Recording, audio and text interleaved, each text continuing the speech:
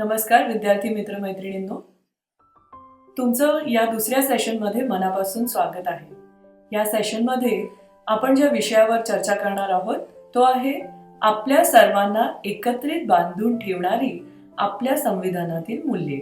पुढचे जे मूल्य आहे ते म्हणजे देशाची एकता आणि अखंडता. बंधुभावामुळे आणखीन एक मूल्य टिकवण्यास मदत होते, ते म्हणजे राष्ट्राची एकात्मता आणि अखंडता. देशाचे स्वातंत्र्य अबाधित राखण्यासाठी राष्ट्राची एकता आणि अखंडता आवश्यक आहे. त्यामुळे संपूर्ण देशात जनतेची एकता वृद्धिंगत करण्यावर भर दिला गेला आहे.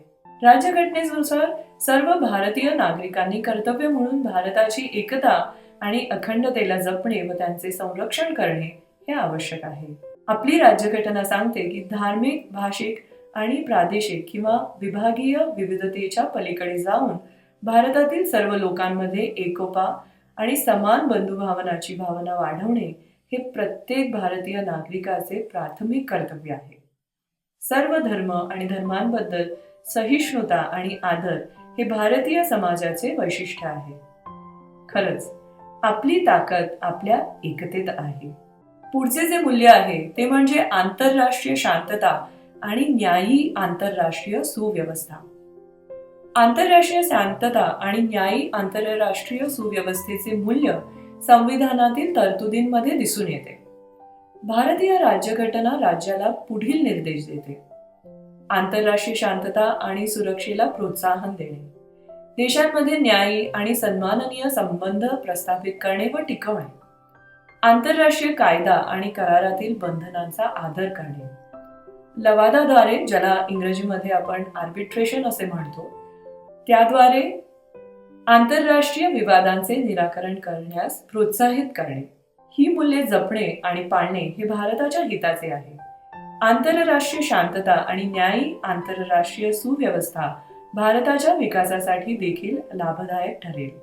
शेवटी आपण हे लक्षात ठेवले पाहिजे की प्रत्येक नागरिकाचे मानवी हक्क केवळ भारतीय संविधानानेच राखलेले नाहीत, तर मानवी हक्कांच्या सार्वत्रिक घोषणापत्राद्वारे जे डिसेंबर 1948 साली केले गेलेले आहे त्याद्वारे सुद्धा राखले गेलेले आहे. आणि हे अतिशय ही मोठी बाब आहे की भारत देशाने मान्यता म्हणून या घोषणापत्रावर स्वाक्षरी केलेली आहे. असे असूनही काही घृणास्पद शक्ती जातीयवाद, प्रादेशिकवाद आणि दहशतवादाला प्रोत्साहन देतात. याचे दुःख आहे. ते देशाची सुसंगती, एकता, सामर्थ्य आणि प्रगती या सर्वांना धोक्यात टाकतात. आजचे तरुण आणि उद्याचे नेते या नात्याने एकता, बंधुता आणि शांतता या आपल्या दीर्घकालीन मूल्यांना क्षीण करणाऱ्या अशांत शक्तींवर मात करण्यासाठी आपण सावध असले पाहिजे आणि मित्रमैत्रिणींनो तयारही असले पाहिजे.